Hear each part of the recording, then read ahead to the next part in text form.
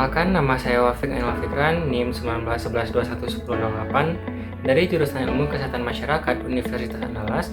Kali ini saya akan membagikan informasi mengenai pengelolaan sampah dengan sistem 3R, yaitu Reduce, Reuse, dan Recycle. Simak informasi berikut ini.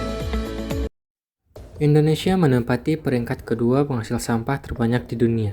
Riset terbaru Sustainable Waste Indonesia atau SWI mengungkapkan sebanyak 24% sampah di Indonesia masih tidak terkelola.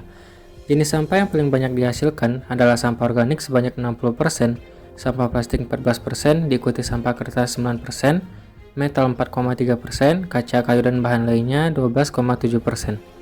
Sampah di Indonesia dari tahun ke tahun meningkat 3 juta ton dari tahun-tahun sebelumnya. Pada tahun 2019, Indonesia menghasilkan sampah sekitar 66-67 juta ton.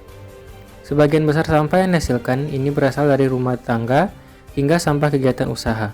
Artinya, dari sekitar 65 juta ton sampah yang diproduksi di Indonesia tiap hari, sekitar 15 juta ton mengotori ekosistem dan lingkungan karena tidak ditangani. Sedangkan 7% sampah didaur ulang dan 69% sampah berakhir di tempat pembuangan akhir atau TPA. Dengan demikian, permasalahan sampah perlu adanya penanganan dalam pengelolaan sampah yang baik.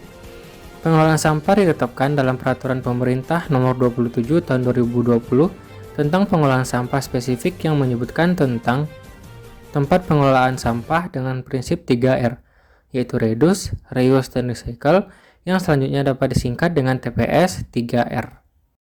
Yang pertama ada Reduce. Reduce berarti mengurangi segala sesuatu yang mengakibatkan sampah. Contoh pengaplikasiannya, pilihlah produk dengan kemasan yang dapat didaur ulang, kurangi penggunaan bahan sekali pakai, gunakan kedua sisi kertas untuk penulisan dan fotokopi, dan hindari membeli dan memakai barang-barang yang kurang perlu. Kedua yaitu reuse. Reuse berarti menggunakan kembali sampah yang masih dapat digunakan untuk fungsi yang sama ataupun fungsi lainnya. Contoh pengaplikasiannya yaitu pilihlah wadah yang dapat digunakan beberapa kali atau berulang-ulang. Gunakan kembali wadah atau kemasan yang telah kosong untuk fungsi yang sama atau fungsi lainnya. Gunakan sisi kertas yang masih kosong untuk menulis, dan gunakan email atau surat elektronik untuk berkirim surat. Recycle. Recycle berarti mengolah kembali atau terulang sampah menjadi barang atau produk yang bermanfaat. Contoh pengaplikasiannya yang pertama, pilihlah produk dan kemasan yang dapat didaur ulang dan mudah terurai.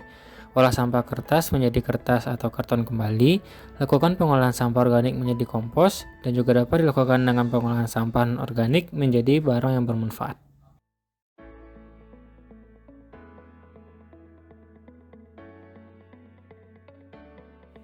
Untuk penerapan pengaplikasian Reduce, kita dapat mengganti penggunaan botol plastik dengan penggunaan tumbler, yang mana hal ini merupakan suatu langkah yang efektif untuk mengurangi sampah plastik yang dihasilkan dari botol minuman.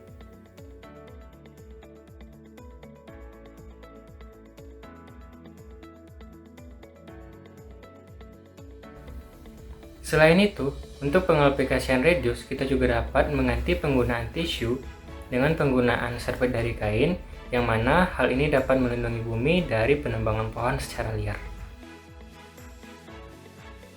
Untuk penerapan reuse, kita dapat menggunakan botol plastik bekas yang dapat dijadikan sebagai tempat atau wadah penyimpanan minyak goreng.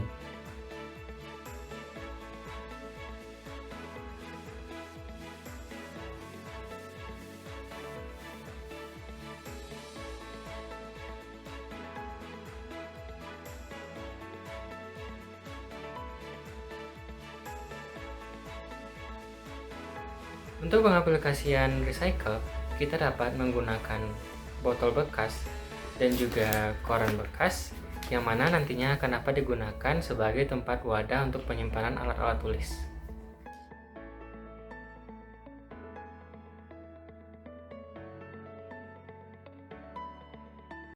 Langkah pertama yang dapat dilakukan adalah dengan cara menggunting atau memotong bagian tengah dari botol dengan menggunakan cutter.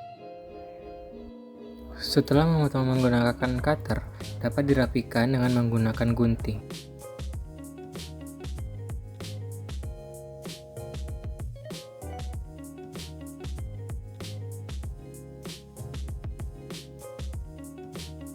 Selanjutnya, siapkan koran yang telah digunting sesuai dengan ukuran botol yang akan dilapisi dengan koran.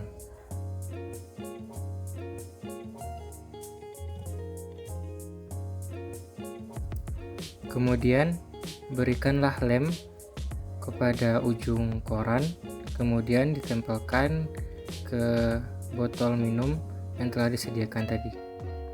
Di sisi ujung lain dari koran tersebut juga diberikan lem agar lem dapat menempel pada koran dan koran tersebut bisa menempel pada botol minuman.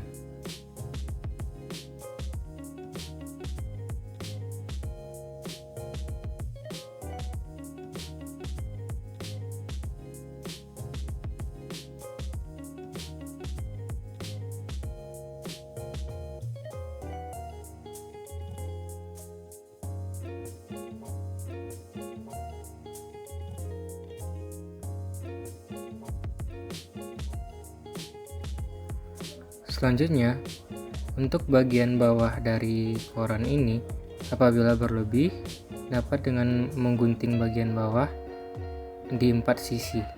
Kemudian lipatlah ke 4 sisi tersebut dan sisi paling terakhir diberikan lem.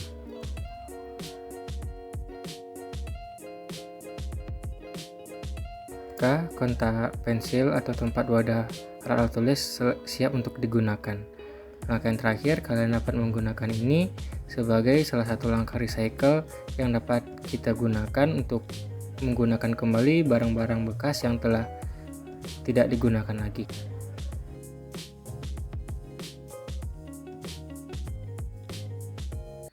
Sekian informasi yang dapat saya sampaikan.